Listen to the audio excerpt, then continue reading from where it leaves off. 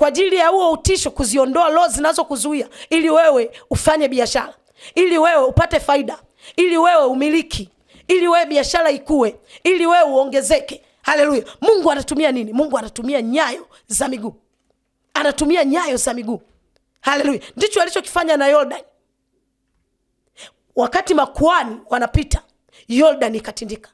Haleluya. Ndicho alichokifanya kwa wakoma wanne. Aliachilia nguvu kwenye nyayo zao, kiasi kwamba maadui wakasikia kishindo.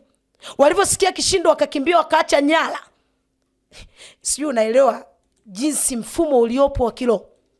Sikiliza, Mungu anavyokupeleka mahali, haleluya, au anavyotaka uongezeke, manake lazima ujue kuna watu wanawapokonya anakupa.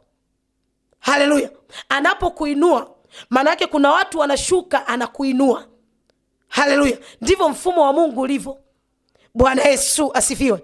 Jina la Bwana libarikiwe. Biblia inasema Mungu alimchagua Daudi kwa ajili ya kuwa mfalme. Haleluya. Na akampaka mafuta. Yale mafuta yalikuwa na kazi gani? Yale mafuta yalikuwa na kazi kwa ajili ya kumuinua Daudi kuwa mfalme. Biblia inasema Sauli akaanza kushushwa, watu wakaanza kumuinua Daudi. Haleluya. Kwa hiyo Mungu huwa anatumia nyayo za miguu.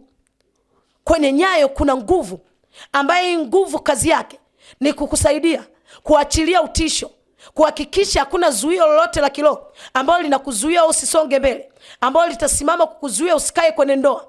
Haleluya. Bwana Yesu asifiwe. Jina la Bwana libarikiwe. Okay.